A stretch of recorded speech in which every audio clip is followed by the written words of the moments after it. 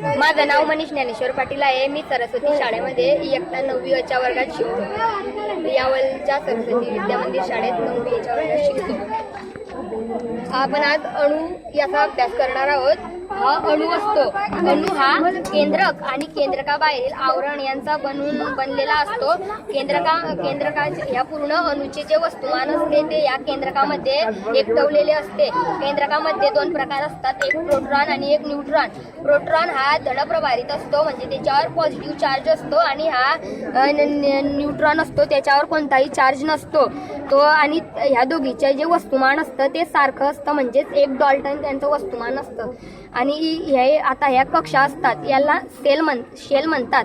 आता हे 1 2 3 अशा नंबरची सेल. आता याला आपण अल्फाबेटिकल ऑर्डरमध्ये टाकतो. हे के नंबर KLM, हे KL नंबरची शेल, हे L आणि हे M. आता या बाहेरच्या सेलमध्ये ऑर्बिटमध्ये वेगवेगळे इलेक्ट्रॉन असतात. इलेक्ट्रॉन हे निगेटिव्हली चार्ज असतात, म्हणजे ते ऋण प्रभावित असतात. आणि या सेंटरच्या बाहेरील ऑर्बिटमध्ये हे इलेक्ट्रॉन मुक्तपणे फिरत असतात आणि त्यांच्या फिरण्याला कोणतीही त्रिमिती नसते, म्हणून त्यांना आपण ऑर्बिट नाही तर आपण त्यांना कवच सेल असे म्हणत असतो. आणि या एखादी मूलद्रव्य असतं त्याची या इलेक्ट्रॉनमध्ये कवचनिहाय मांडणी, म्हणजे कवचेप्रमाणे त्याचा जितका मूलद्रव्य असेल तितका त्याची याच्याप्रमाणे त्यांची इथे भरणा करणे, म्हणजे आपण त्याला इलेक्ट्रॉन कॉन्फिगरेशन, इलेक्ट्रॉनचे स्वरूपण असे म्हणतो. आता आपण एखादी उदाहरण घेतलं. आता आपण न्यूऑनचं उदाहरण घेऊ. न्यूऑनचा इलेक्ट्रॉन ॲटम नंबर हा 10 असतो. इथे आपण 2 इलेक्ट्रॉन्स असतात. हे 2 असे सर, कारण याचं सूत्र आहे 2n², आणि हे 1 नंबरची, ही 2 नंबरची आणि 3 नंबरची 2n². आणि यांना हे ऑर्बिटच्या यांना n मध्ये मोजतात, म्हणजे 2n². हे 2 आणि ह्या nचा स्क्वेअर, 2 मल्टिप्लाय हे 1 नंबरची, 1चा वर्ग गुणिला 2 किती झाले 2. म्हणून इथे प्रत्येकी 2 असतात, 2 इलेक्ट्रॉन असतात. आता हे दुसरी ऑर्बिट, म्हणून 2चा वर्ग गुणिला 2 किती झाले 8, म्हणून इथे 8 असतात. आणि इथे 3चा वर्ग 9 गुणिला 2 किती झाले 18, म्हणून इथे 18 असतात. आणि एखादी मूलद्रव्याचा जे इलेक्ट्रॉन नंबर असतो तो इलेक्ट्रॉन नंबर नुसार आपल्याला इथे मांडणी करायची असते, आणि त्यालाच आपण इलेक्ट्रॉन कॉन्फिगरेशन असे म्हणत असतो. आता आपण घेतला न्यूऑनचा आता इलेक्ट्रॉन नंबर 10 आहे. इथे 2 प्रमाणे मांडले. आता ती उरले 8, 2 3 6 7, इथे 8 पूर्ण झाले. आणि इथे पण न्यूऑनचे 10 होते, म्हणजे आता ही स्थिती पूर्ण झाली. आणि आता हे जे 8 पूर्ण झाले, तर आता या स्थितीला ऑक्टेट स्टेट असे म्हणतात, म्हणजे अष्टक स्थिती म्हणतात. आणि जर हे 8 इथे नसते आणि 2च असतं, आता हायड्रोजन आहे, हेलियम आहे, यांचा अणू नंबर 2 असा आहे. म्हणजे 2 जर घेतले आपण तर इथे हे 2च येतील, म्हणजे हे इथे 2च आहे, म्हणजे हिला आपण ड्युप्लेट स्टेट असे म्हणत असतो, म्हणजे द्वितीय स्थिती असे म्हणत असतो. बरं, आता एक विचारायचं आहे मला, की याच्यामध्ये समजा हे तू 2 सांगतोय असं, हां, मग आता याच्यामध्ये ॲल्युमिनियम आहे. मग ॲल्युमिनियमचा ॲटॉमिक नंबर काय आहे?